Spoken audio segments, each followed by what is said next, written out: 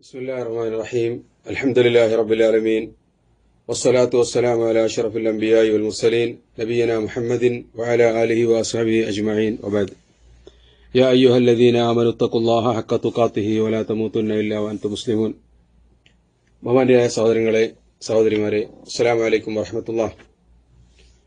قال المصنف أبو جعفر الطحاوي رحمة الله عليه وإن القرآن كلام الله منه بدا بلا كيفية قولا وأنزله على رسوله وحيا وصدقه المؤمنون على ذلك حقا وأيقنوا أنه كلام الله تعالى بالحقيقة ليس بمخلوق ككلام البرية فمن سمعه فزعم أنه كلام البشر فقد كفر وقد ذمه الله وعابه وأوعده بسقر حيث قال تعالى سأصليه سقر فلما أوعد الله بسقر لمن قال إن هذا إلا قول البشر علمنا وأيقنا أنه قول خالق البشر ولا يشبه قول البشر.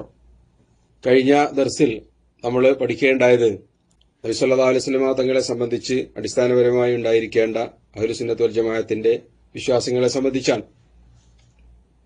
ഇന്നത്തെ ദർസിൽ അള്ളാഹുവിന്റെ കലാമിനെ സംബന്ധിച്ചും വിശുദ്ധ ഖുർആൻ അള്ളാഹുവിന്റെ കലാമാണ് എന്നതുമാണ് പ്രതിപാദ്യ വിഷയം. ഇമാമുകൾ പറയുന്നത് വൈനൽ ഖുർആന കലാമുല്ലാഹ്, തീർച്ചയായും വിശുദ്ധ ഖുർആൻ അള്ളാഹുവിന്റെ വചനങ്ങളാകുന്നു.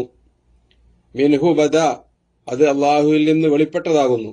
ബദ എന്ന് പറഞ്ഞാൽ അള്ളാഹുവിൽ നിന്ന് ആരംഭിച്ചു എന്നും വെളിപ്പെട്ടു എന്നും അർത്ഥം പറയാവുന്നതാണ്. ബിലാ കൈഫിയത്തിൻ കൗല, എങ്ങനെയെന്നില്ലാതെ അത് വാക്കിലൂടെയാണ് വെളിപ്പെട്ടിട്ടുള്ളത്. വൻസലഹു അല റസൂലിഹി വഹ്യ, ആ വാക്കുകളെ അള്ളാഹു തന്റെ ദൂതനിലേക്ക് വഹ്യായി അവതരിപ്പിച്ചു. വസദ്ദഖഹുൽ മുഅ്മിനൂന അലാ ദാലിക ഹഖ, അള്ളാഹുവിന്റെ വചനങ്ങൾ നബി സല്ലല്ലാഹു അലൈഹി വസല്ലം തങ്ങളിലേക്ക് അവതരിപ്പിച്ചതാണ് വിശുദ്ധ ഖുർആൻ എന്നത് മുഅ്മിനീങ്ങൾ സത്യപ്പെടുത്തുകയും ചെയ്തിരിക്കുന്നു. വഅയ്ഖനു അന്നഹു കലാമുല്ലാഹി തആല ബിൽ ഹഖീഖ, യഥാർത്ഥത്തിൽ തന്നെ അള്ളാഹുവിന്റെ കലാമാകുന്നു വിശുദ്ധ ഖുർആൻ എന്നത് വിശ്വാസികൾ ഉറപ്പിച്ച വിഷയമാണ്. ലൈസ ബി മഖ്ലൂഖിൻ കലാമിൽ ബരിയ, മനുഷ്യന്മാരുടെ വാചകങ്ങൾ പോലെ സൃഷ്ടിയല്ല വിശുദ്ധ ഖുർആൻ. ഫമൻ സമിഅഹു ഫസഅമ അന്നഹു കലാമുൽ ബശർ ഫഖദ് കഫർ, വിശുദ്ധ ഖുർആൻ കേൾക്കുകയും അത് മനുഷ്യരുടെ വാചകങ്ങളാണെന്ന് പറയുകയും ചെയ്തവൻ അവിശ്വാസിയായിരിക്കുന്നു. വഖദ് ദമ്മഹു അല്ലാഹു വഅബഹു വഔഅദഹു ബിസഖർ, അങ്ങനെ പറയുന്നവരെ അള്ളാഹു ആക്ഷേപിക്കുകയും അധിക്ഷേപിക്കുകയും അവർക്ക് സഖർ എന്ന നരകമുണ്ടെന്ന് മുന്നറിയിപ്പ് നൽകുകയും ചെയ്തിട്ടുണ്ട്. കാരണം അള്ളാഹു പറയുന്നത് സൗസ്ലീഹി സഖർ, അവനെ നാം സഖർ എന്ന എരിത്തിയിലിട്ട് കരിക്കുക തന്നെ ചെയ്യും.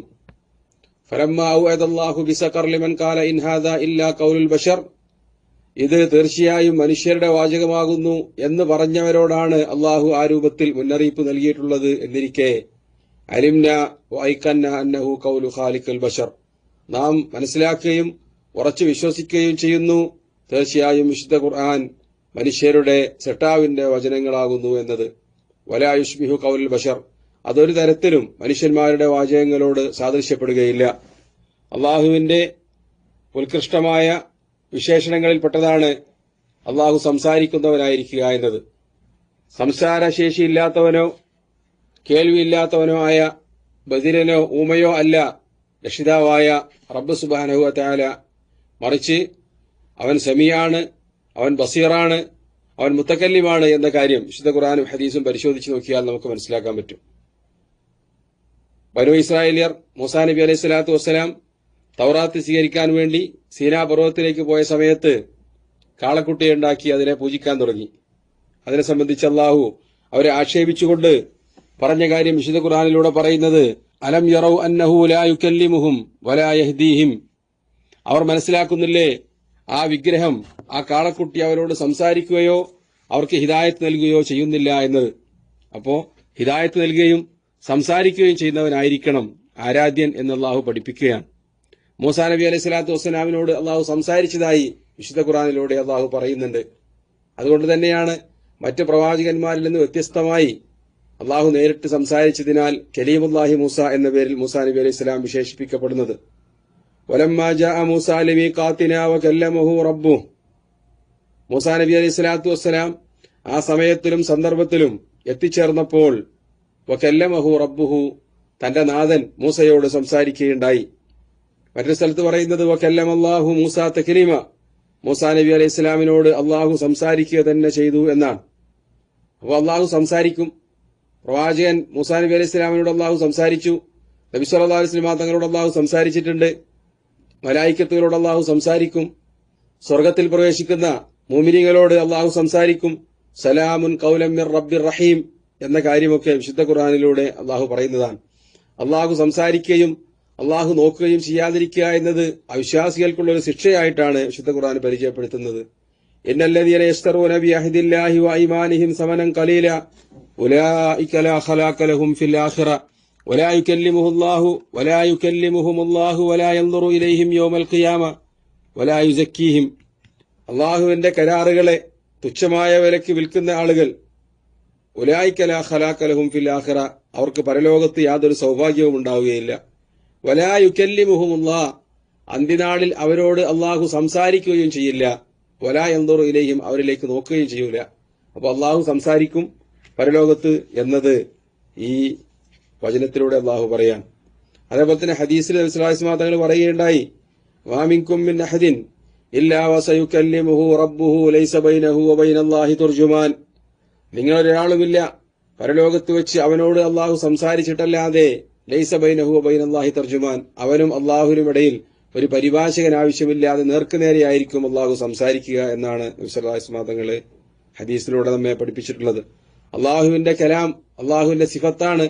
അതുകൊണ്ട് തന്നെ മനുഷ്യന്മാരുടെ സിഫത്തിനെ പോലെയല്ല.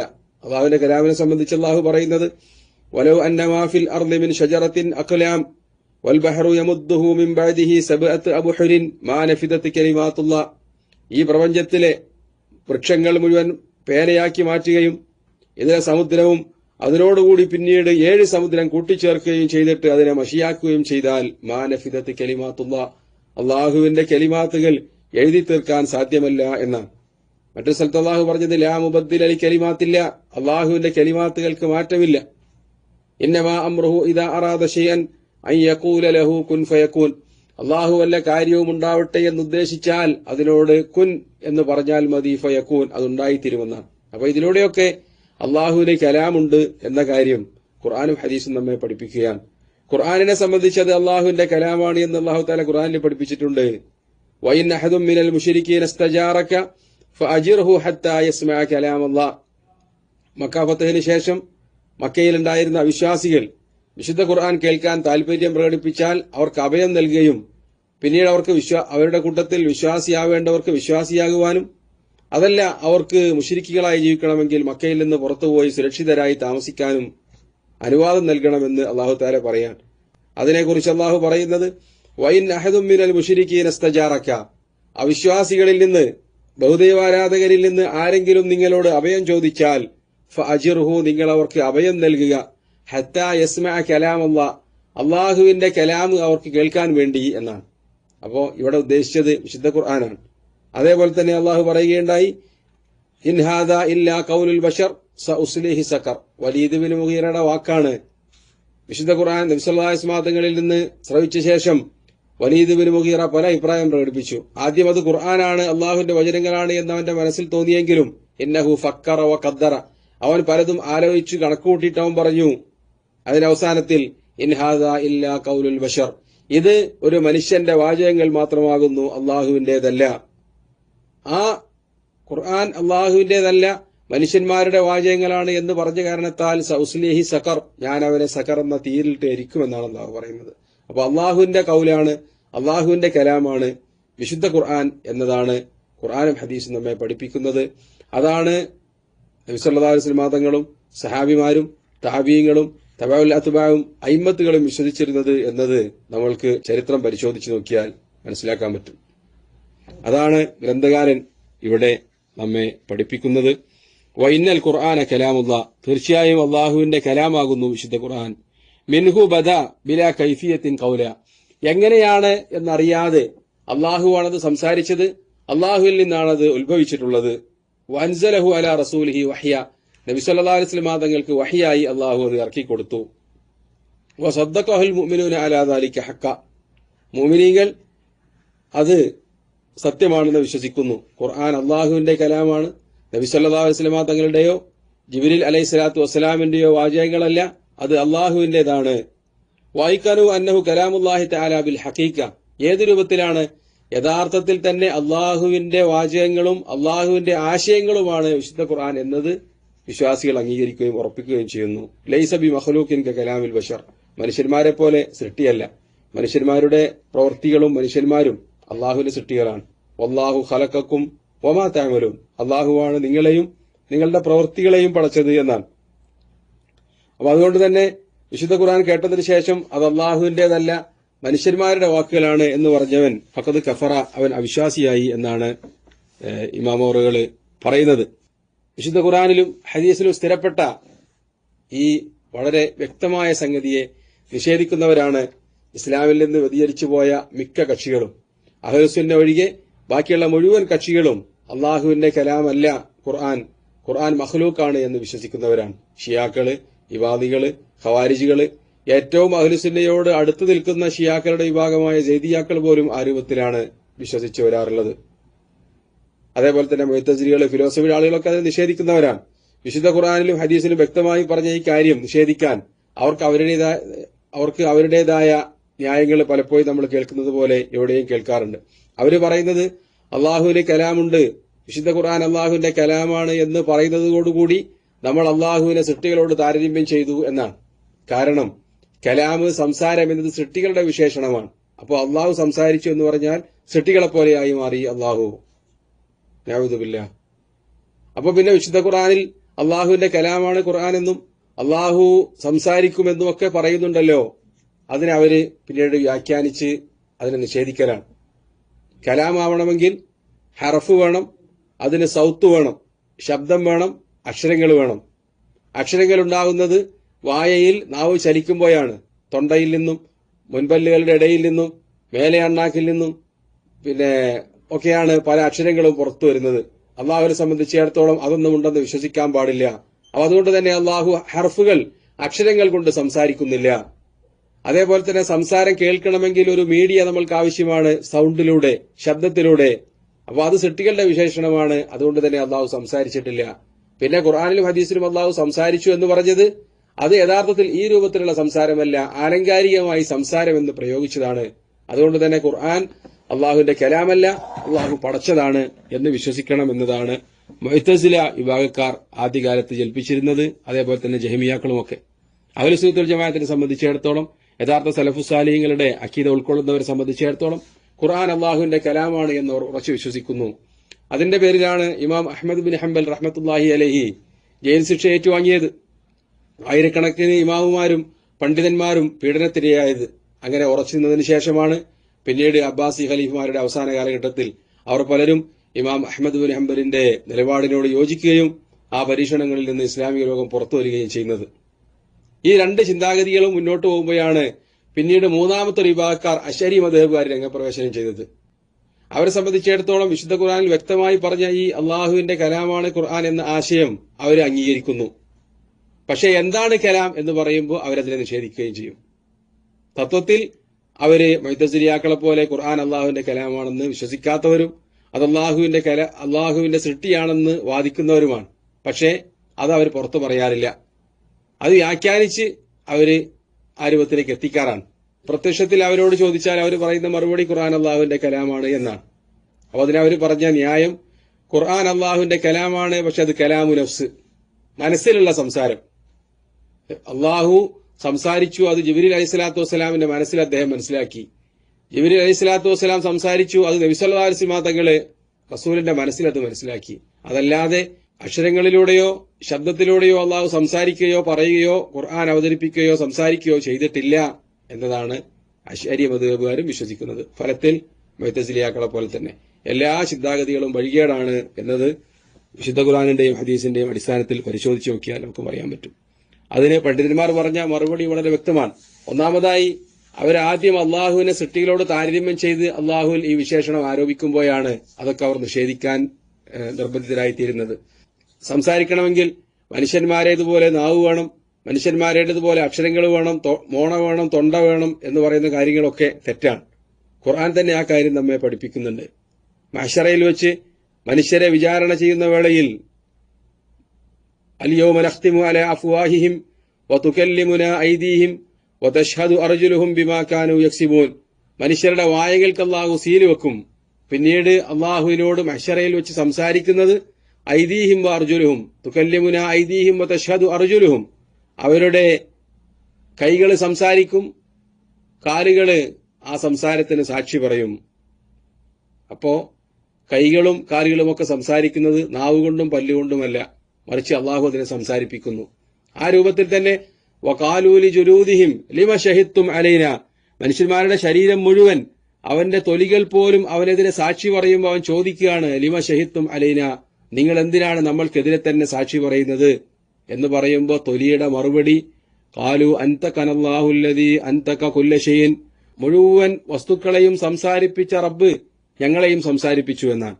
അപ്പൊ ഇവിടെയൊക്കെ ശരീരം സംസാരിക്കുന്നത്, അതേപോലെ തന്നെ യൗമൈദിൻ തുഹദ്ദിസു അഖ്ബാറഹ, ഭൂമി സംസാരിക്കുന്നത്, അതേപോലെ ആകാശവും ഭൂമി സംസാരിച്ചതായി യതിയാ തൗഅൻ ഔ കർഹ ഖാലതാ അതൈനാ തായിഹീൻ, നിങ്ങളെ കീഴ്പ്പെട്ടുകൊണ്ടാണോ വരുന്നത്, അതല്ല നിർബന്ധിച്ച് നിങ്ങളെ കീഴ്പ്പെടുത്തിക്കൊണ്ടാണോ നിങ്ങൾ വരേണ്ടത് എന്ന് ചോദിച്ചതിന് അവർ പറഞ്ഞ മറുപടി അതൈനാ തായിഹീൻ, ഞങ്ങളിതാ താഴ്മയോടുകൂടി വന്നിരിക്കുന്നുവെന്നാണ് ആകാശവും ഭൂമിയും മറുപടി പറഞ്ഞത് എന്നാണ് വിശുദ്ധ ഖുർആനിലൂടെ അള്ളാഹു പറയുന്നത്.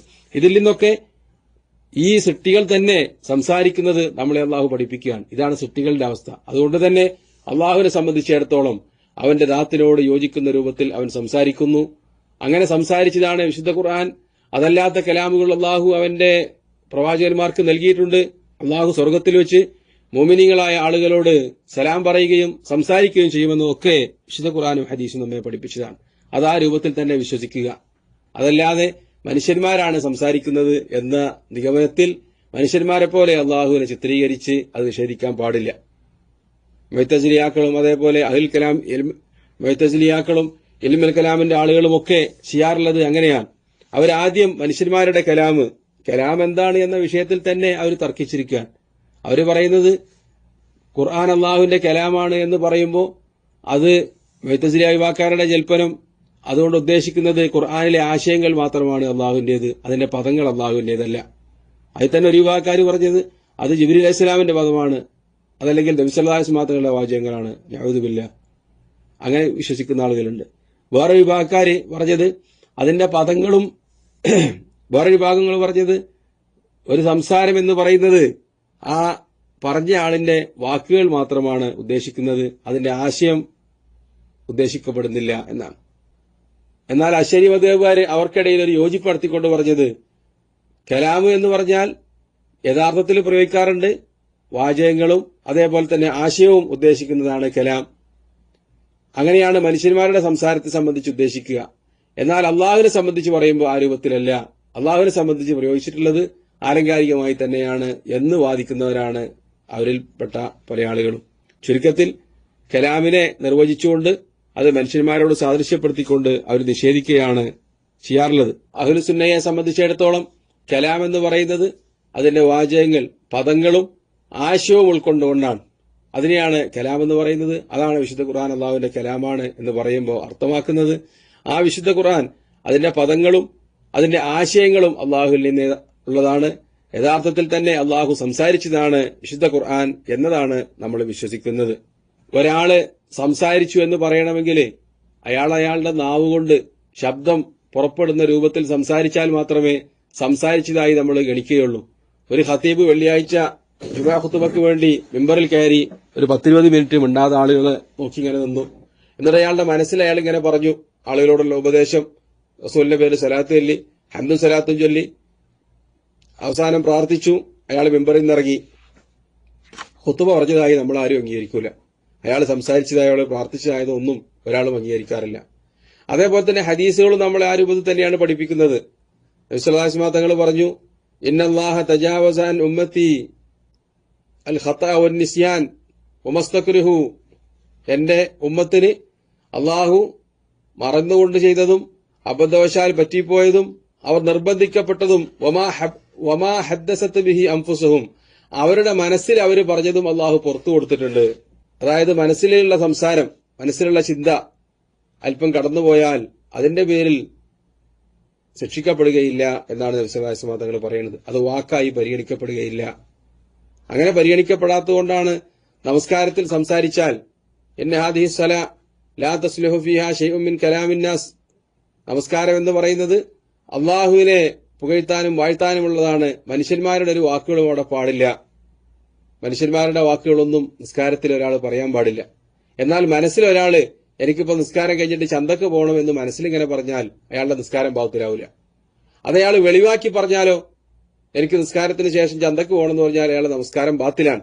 എന്തുകൊണ്ടാണ്? അപ്പോഴാണ് സംസാരമായി മാറിയത്.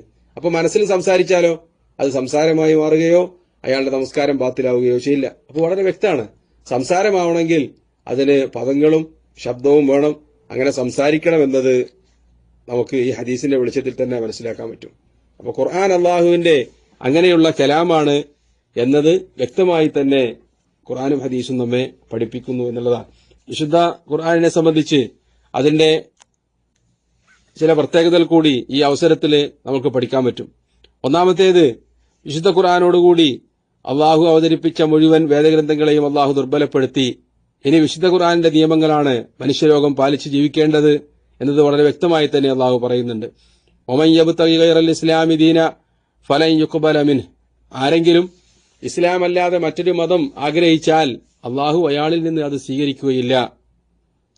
അതേപോലെ തന്നെ മറ്റു ഗ്രന്ഥങ്ങളിൽ നിന്ന് വ്യത്യസ്തമായി വിശുദ്ധ ഖുർആൻ മാത്രമാണ് ഖിയാമത്ത് നാൾ വരെ അള്ളാഹു സംരക്ഷിക്കാമെന്ന് ഏറ്റെടുത്തിട്ടുള്ളത്.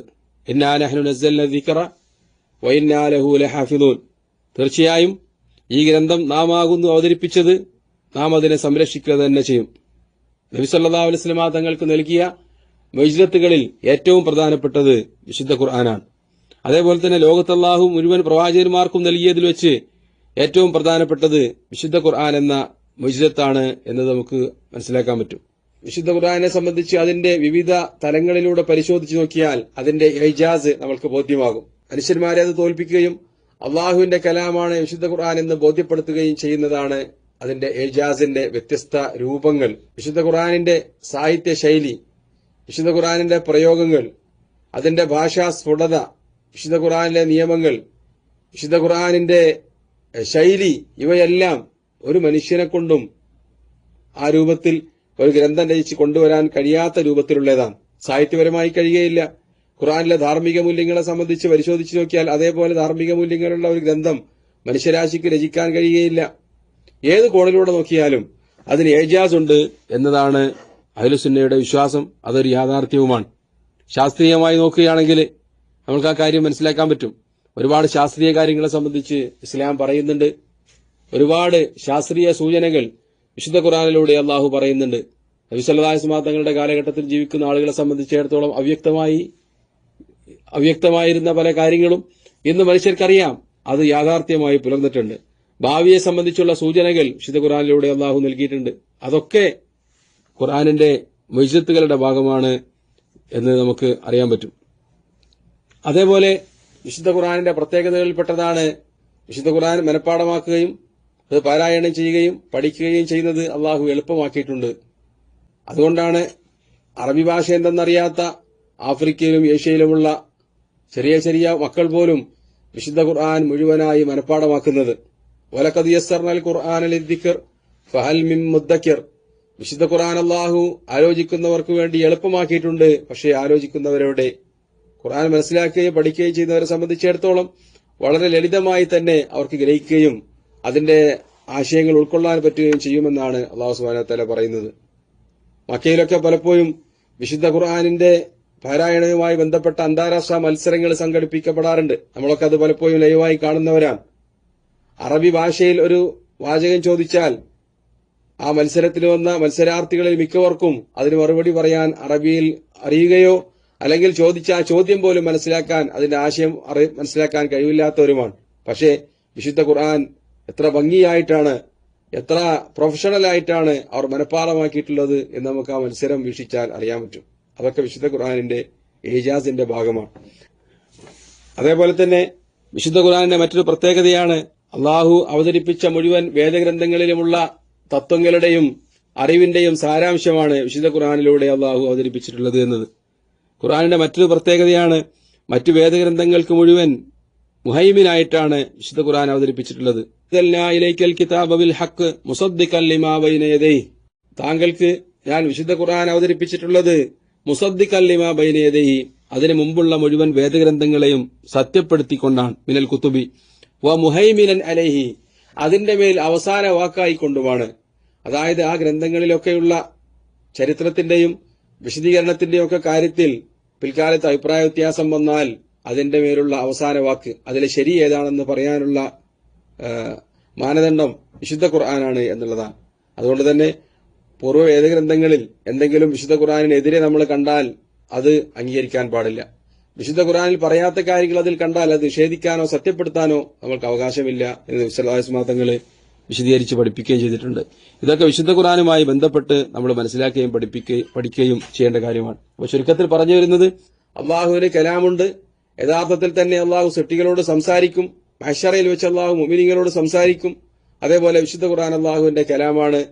അത് ആ രൂപത്തിൽ വിശ്വസിക്കൽ നിർബന്ധമാണ്. വിശുദ്ധ ഖുർആൻ അള്ളാഹുവിന്റെ സൃഷ്ടിയാണെന്നോ അള്ളാഹു സംസാരിച്ചിട്ടില്ലെന്നോ നിഷേധിക്കുന്നത് അവിശ്വാസമാണ് എന്നതാണ് അഹ്ലുസുന്നയുടെ വിശ്വാസം.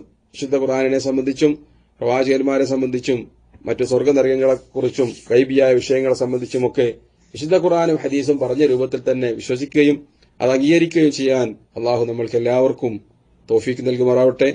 റബ്ബനാ തഖബ്ബൽ മിന്നാ ഇന്നക അൻത സമീഉൽ അലീം വതുബ് അലൈനാ ഇന്നക അൻത തവ്വാബുർ റഹീം. വആഖിറു ദഅവാനാ അൽഹംദുലില്ലാഹി റബ്ബിൽ ആലമീൻ. അസ്സലാമു അലൈക്കും വറഹ്മത്തുള്ളാഹി.